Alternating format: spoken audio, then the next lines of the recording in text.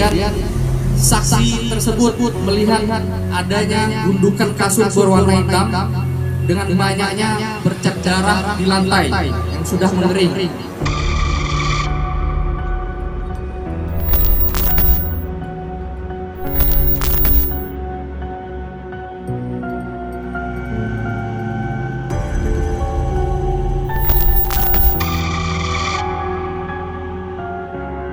Pembunuhan berencana yang mana terhadap perkara ini berawal dari informasi masyarakat.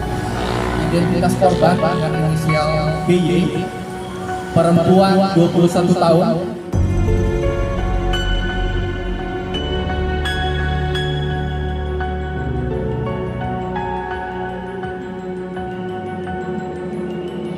Nah, kalau anak dihadapkan pada sering mendapat perlakuan kasar dan kekerasan, nah itu otomatis dia menganggap bahwa menyelesaikan sesuatu itu harus dengan sesuatu yang kasar juga. Kewajiban kami penyidik akan menindaklanjuti peristiwa hukum tersebut dan segera memberikan kepastian hukum kepada keluarga korban tentunya yang sudah kemarin dikebumikan di Palembang.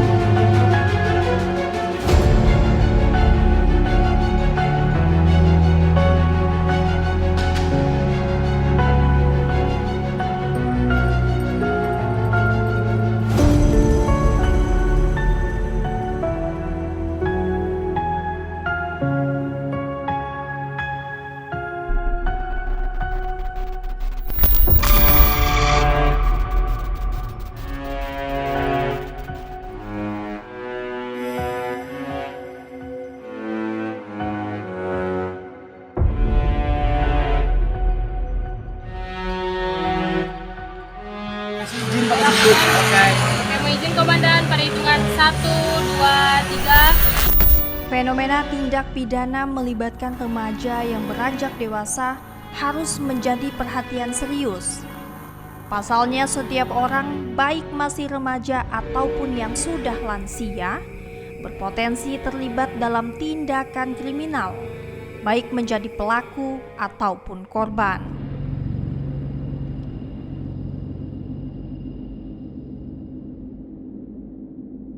Salah satu kasus terjadi pada Desember 2025.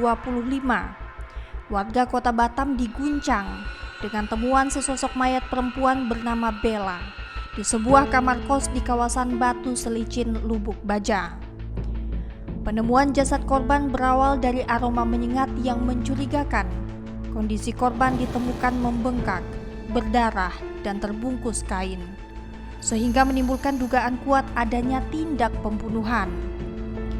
Dari penyelidikan pihak kepolisian, akhirnya diketahui pelaku pembunuhan adalah seorang remaja yang memiliki hubungan dekat dengan korban.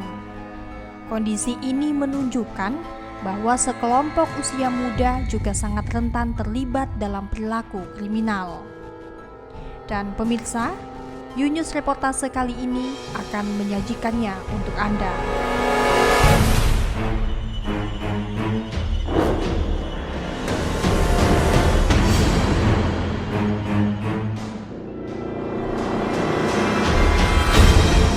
Peristiwa pembunuhan yang dilakukan oleh remaja yang beranjak dewasa ini terjadi di Indekos Jalan Dahlia, Blok 6 Windsor, Kelurahan Batu Selicin, Kecamatan Batu Ampar, Kota Batam, pada Selasa 16 Desember 2025 lalu.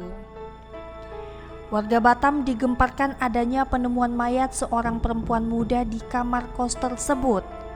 Aparat kepolisian yang mendapatkan informasi langsung melakukan olah tempat kejadian perkara dan kemudian mencari keberadaan pelaku. Hasilnya unit Reskrim Polsek Lubuk Baja menangkap pelaku berinisial MTA yang baru berusia 19 tahun. Sementara korbannya adalah kekasih pelaku sendiri yang bernama Bella. Dalam aksinya pelaku bukan melakukan dengan spontan, Akan tetapi ia telah merencanakan untuk menghabisi nyawa korban.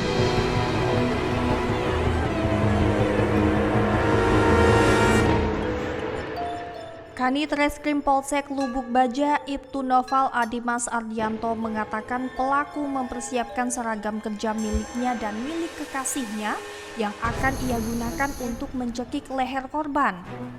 Sementara untuk pemicunya, pelaku merasa sakit hati karena permasalahan uang, telepon seluler, serta korban yang menghina orang tuanya.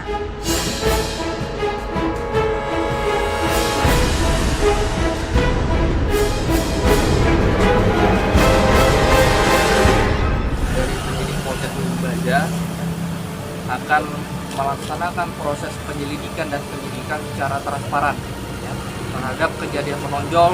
Kemudian kami dapat arahan dari Bapak Kapolresta Barelang melalui Pak Polsek Lubuk Baja, ya, kami penyidik transparan, akuntabel, dan juga segera memberikan kepastian hukum kepada pelapor maupun terlapor, ya, sehingga terhadap peristiwa ini kami juga sangat menyayangkan peristiwa ini terjadi. Namun pada faktanya jika ada laporan dari masyarakat, kewajiban kami penyidik akan menindaklanjuti peristiwa hukum tersebut dan segera memberikan kepastian hukum kepada keluarga korban tentunya yang sudah kemarin dikebumikan di Palembang. Ya. Palembang, ada harapan dari keluarga korban agar pelaku diproses secara hukum yang dengan ketentuan yang berlaku. Di tempat keluarga korban histeris, yang mana ini menjadi kejadian yang menjadi perhatian publik tentunya. Kami akan senantiasa melaksanakan proses penyidikan secara sempurna. Ini saja. Pak, motif Pak. Jadi berdasarkan hasil pemeriksaan, ya, saksi-saksi sudah ada 9 saksi yang sudah kami mintai keterangan. Jadi kami temukan fakta dari keterangan tersangka bahwasanya korban dan pelaku ini sudah hidup bersama di rumah kos dengan statusnya menjalin hubungan, sehingga dalam seminggu terakhir sebelum kejadian ini memang sudah ada terjadinya cekcok mulut antara korban dan pelaku, yang mana pada saat sebelum kejadian itu, 1 hari sebelum kejadian, memang terhadap korban dan pelaku ini sama-sama bekerja di salah satu restoran di Lubuk Baja. Nah, ini masalah pembagian uang gaji yang diterima oleh bos daripada tempat kerja tersebut. Ya, ini masalah cekcok, masalah uang, kemudian ada masalah handphone yang digunakan, ya, rebutan handphone. Jadi ada 2 handphone yang digunakan oleh pelaku dan korban, ini sifatnya sharing, berbagi. Nah, ini masalah cekcok. Kemudian yang menjadi trigger tersangka, dari keterangan tersangka bahwa masalah uang ini sudah diberikan kepada korban, namun selalu menghina daripada orang tua daripada tersangka. Nah, ini yang membuat sakit hatinya tersangka tidak bisa tertahan lagi, sehingga ya kami temukan fakta hukum bahwa tersangka ini sempat menyiapkan instrumen, ya, alat yang digunakan tersangka, yaitu 1 buah baju kaos berkerah yang warna merah. Ini baju kaos kerja daripada korban. Ini yang digunakan sempat mematikan lampu, kemudian sempat mengunci pintu, kemudian memutar musik melalui YouTube. Nah, ini yang kami lihat bahwasanya ya, ini ada merupakan dugaan perbuatan yang direncanakan terlebih dahulu.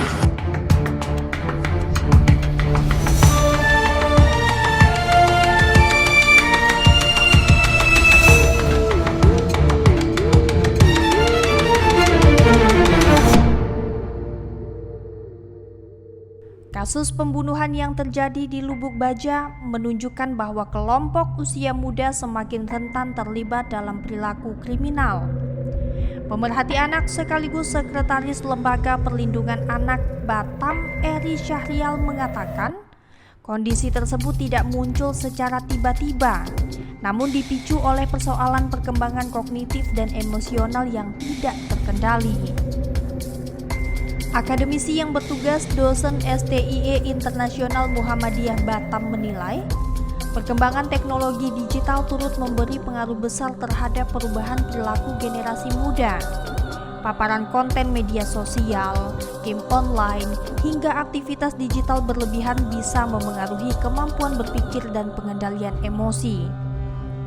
Hal tersebut membuat sebagian generasi muda terdampak secara psikologis, yang menimbulkan perilaku-perilaku sosial yang tidak baik.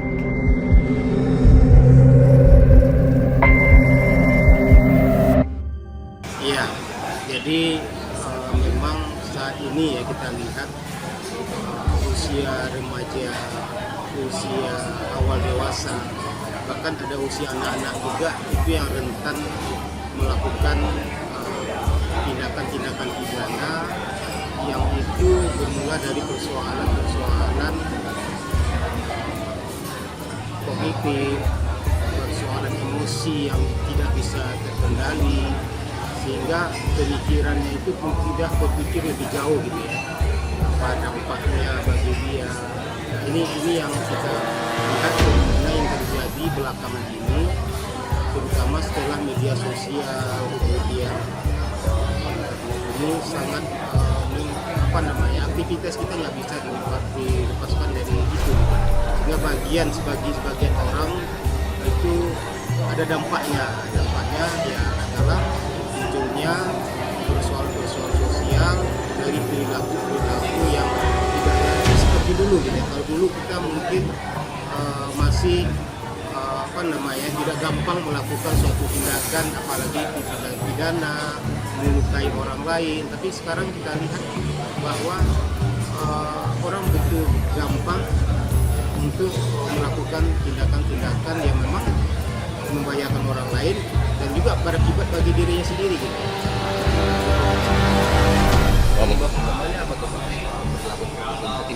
Faktor utamanya adalah ini perubahan perilaku ini ya. Salah satu itu tidak lepas dari perkembangan saat ini ya, teknologi digital, di mana banyaknya konten-konten yang ada di digital. Waktu kita tuh banyak terkuras di situ gitu ya, dengan scroll, dengan game online atau mungkin hal-hal lain, sehingga otak kita ini ya, misalnya saya juga seorang akademisi yang bicara soal perkembangan kognitif, perkembangan emosional bagi seorang anak sampai remaja sampai usia dewasa awal.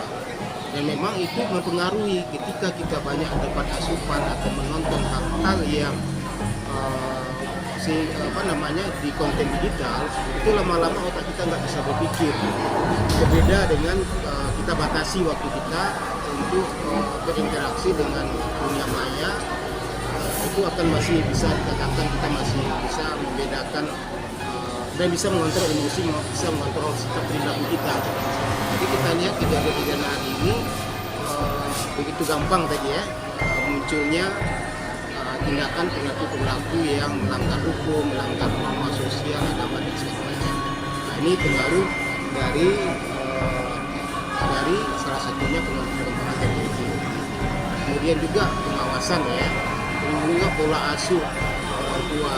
Nah, terkait dengan masalah kasus yang terjadi di Batam pembunuhan, itu kan usianya masih usia muda ya, dari korban, pelaku. Nah, ini kita lihat kehidupan di Batam yang memang jauh dari pengawasan orang tua, apalagi kalau sudah bekerja gitu ya. Ini kan perlu juga perhatian kita semua, bagaimana kasus-kasus seperti ini ke depan tidak lagi terjadi. Tentu harapannya seperti itu. Dan ini bisa menimpa siapa saja, baik pekerja, bahkan mahasiswa. Saya juga ada penemukan mahasiswa yang kecanduan game itu sampai dia badannya kurus, sampai dia berteriak-teriak, padahal dia sudah masuk tahap mahasiswa. Artinya apa? Artinya ini bukan terjadi dalam hitungan hari, minggu. Ini sudah proses ini, dampak ini terjadi sebelumnya. Nah, jadi mungkin ada pola asuh ketika usia anak atau remaja, atau mungkin dia sendiri tanpa kontrol dari orang tua, dari masyarakat yang ada yang menegur gitu kan, sehingga bisa melakukan apa saja di luar kendali gitu. Nah, tentu orang-orang seperti ini perlu dibantu ya. Untuk pemerintah menurut saya perlu membuat semacam tempat layanan, pusat pengaduan, konsultasi, atau juga tidak hanya korban yang bisa melapor ya, tapi juga masyarakat yang kira-kira ini kayak ini perlu ditolong. Lagi masyarakat Batam ini yang kita lihat ya, kita di Batam ada yang sebagian jauh dari lingkungan keluarga, yang baru merantau ke sini, kemudian tidak ada pengawasan, sehingga mereka banyak kasus-kasus sosial ya, namanya tinggal satu rumah misalnya, atau mungkin yang kos-kosan. Nah, ini kan kasus-kasus yang banyak persoalan sosial yang timbul saat ini gitu. Di antaranya ada yang masalah berakhir dengan masalah hukum gitu.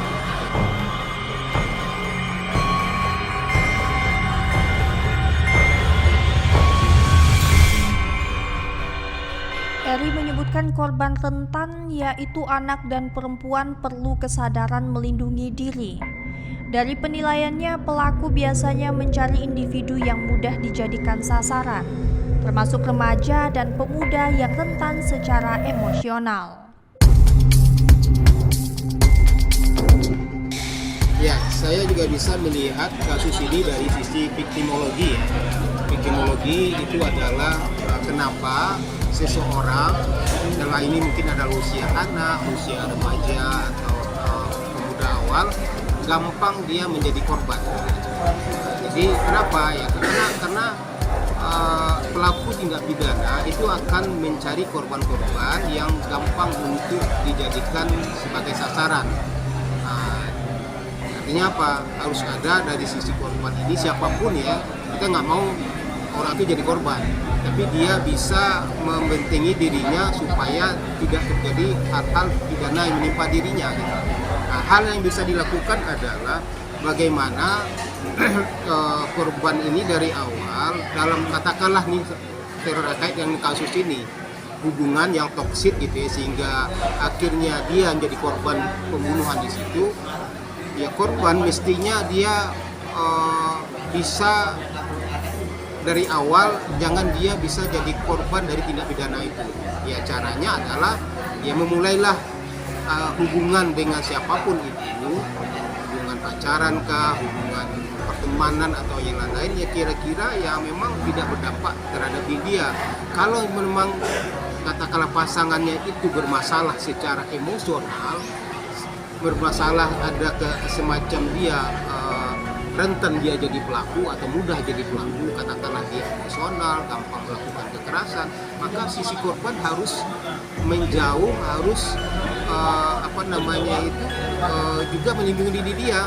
Kalau memang ini hubungan toksik, dia kan dari awal bisa memutuskan hubungan, atau dia bisa paling tidak kalau nggak bisa membuat cari bantuan, dia bisa berkonsultasi dengan lembaga layanan atau dengan psikolog, dengan lain-lain, sehingga dia ada semacam pengalaman dia.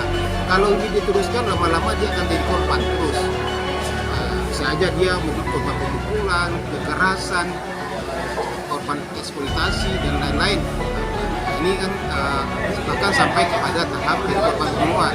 Artinya apa? Dari awal memang harus dilihat korban itu melihat ini menghindari dia dari orang-orang yang ingin menyakiti dan menjadikan dia sebagai korban. Seperti itu dari sisi ideologi. Kalau dia sudah jadi korban, jadilah bantuan. Itu singkatnya seperti itu. Kemudian bagaimana menyelesaikan ini? Kan konflik, katakanlah ada konflik. Jadi jangan sampai konflik ini berujung pada kekerasan, tidak pidana dan lain, tapi bagaimana ini bisa diselesaikan. Dengan apa? Dia harus ngomong dengan orang lain, bahkan dengan keluarganya, dengan temannya, ceritakan masalahnya. Sehingga ketika ini sudah diceritakan orang lain, ada solusi, bahkan orang lain juga, pelaku ini juga memikir bahwa korban ini sudah di backup oleh orang lain gitu. Sudah ada upaya dia untuk lebih kuat gitu, sehingga tidak dalam posisi rentan seperti itu. Fenomena ini pun mendapat sorotan sosiolog Sri Wahyuni dari Umrah Tanjung Pinang. Ia menekankan bahwa kekerasan atau pembunuhan tidak terjadi tiba-tiba, melainkan dipengaruhi oleh faktor latar belakang. Salah satu faktor utama adalah pola asuh dalam keluarga. Kekerasan fisik atau psikologis membuat anak menormalisasi perilaku kekerasan. Lingkungan sosial juga berperan, terutama menurunnya kualitas komunikasi keluarga akibat dominasi gadget, sehingga anak mencari pelarian di luar rumah. Nah, kalau anak dihadapkan pada sering mendapat perlakuan kasar dan kekerasan, nah itu otomatis dia menganggap bahwa menyelesaikan sesuatu itu harus dengan sesuatu yang kasar juga. Kamu misalnya coba lihat anak kecil yang sebenarnya dia tidak pandai bagaimana cara mencubit, memukul, tapi karena dia melihat dan pernah mendapatkan perlakuan karena dia dicubit di ini, maka dia menganggap kalau ada orang melakukan sesuatu, maka mencubit, memukul itu hal yang biasa. Terus yang kedua, lingkungan sosial. Ya, lingkungan sosial juga mempengaruhi. Hari ini kita tidak bisa dipungkiri komunikasi di dalam keluarga itu kan sudah mulai berkurang. Apa-apa semua kan by handphone. Iya. Karena walaupun duduk satu meja pun lagi makan atau hangout bersama keluarga, tetap aja memegang handphone masing-masing. Iya. Padahal kan ketika menghabisi waktu bersama keluarga, handphone itu kan harusnya dikit dulu kan. Iya. Tapi kan komunikasi itu tidak terjalin. Nah, akhirnya apa? Anak-anak mencari di luar. Mencari informasi nanti kalau ada permasalahan curhatnya di media sosial dan segala macam, karena kedekatan emosional sama orang tua itu kurang terbangun. Menurut Sri Wahyuni, pada remaja, pola ini sering muncul dalam hubungan pacaran berupa kekerasan, posesif, dan kontrol berlebihan.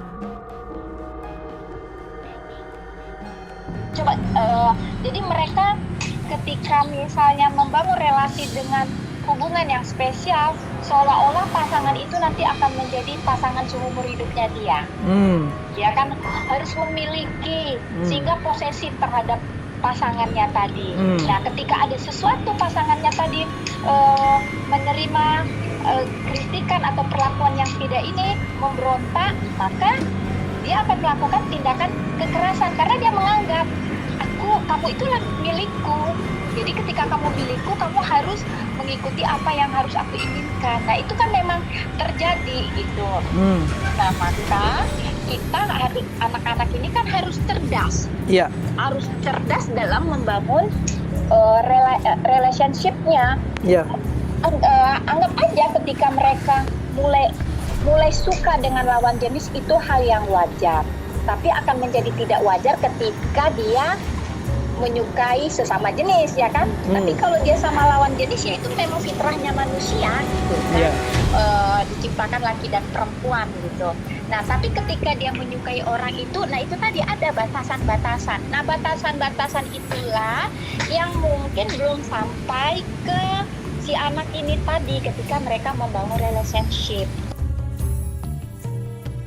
Sri Wahyuni menekankan pentingnya peran orang tua dalam menanamkan batasan nilai dan norma sejak dini agar anak dapat mengendalikan diri dan tidak terpengaruh negatif lingkungan, termasuk media sosial.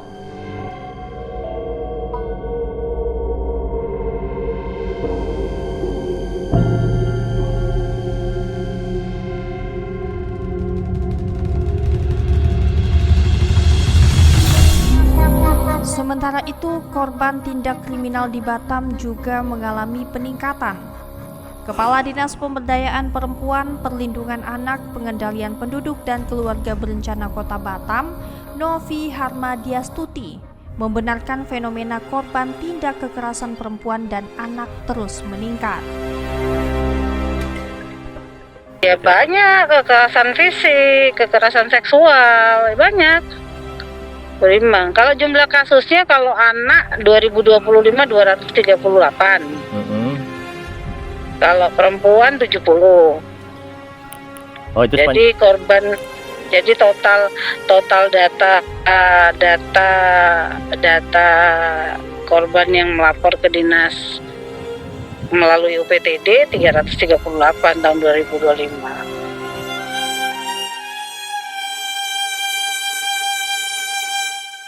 pembunuhan berencana yang mana terhadap perkara ini berawal dari informasi masyarakat yang tertuang dalam laporan polisi model B nomor 186 12 Romawi 2025 SPKT Polsek Lumbaja Polresta Barelang Polda MP tertanggal 18 Desember 2025 ya. Jadi waktu kejadian ini pada hari Selasa tanggal 16 Desember 2025 sekira pukul 02.10 ya. Terhadap waktu yang dilaporkan dari pihak pelapor adalah pada hari Kamis 18 Desember 2025 sekira pukul 14.20. Kemudian yang menjadi tempat kejadian perkara ini di rumah kos korban yang beralamat di Blok 6 Jalan Dahlia nomor 01 Kelurahan Batu Selicin Kecamatan Lumbaja Kota Batam. Kemudian terhadap pelapor inisial CT ini merupakan rekan daripada korban. Kemudian identitas korban dengan inisial BY, perempuan 21 tahun. Kemudian kami sampaikan juga berkaitan dengan kronologis kejadian berawal pada hari Kamis tanggal 18 Desember 2025 sekira pukul 14.20 rekan korban mengunjungi kosan korban BY ya, yang mana satu hari sebelumnya keluarga korban BY ini menghubungi rekan korban untuk mengunjungi kos korban karena memang telah 2 hari ya, tidak dapat dihubungi oleh keluarga korban yang ada di Palembang. Kemudian pada saat rekan korban mengunjungi kosan korban di TKP, bahwasanya dengan dalam kondisi ini pintu kamar kos korban ini dikunci oleh hanger biru yang dililit di pintu korban, di pintu rumah kos korban. Ya, kemudian saksi tersebut melihat adanya gundukan kasur berwarna hitam dengan banyaknya bercak darah di lantai yang sudah mengering, yang mana ini dicurigai bahwa ini korban BY, sehingga saksi tersebut melaporkan peristiwa tersebut ke Polsek Lumbaja.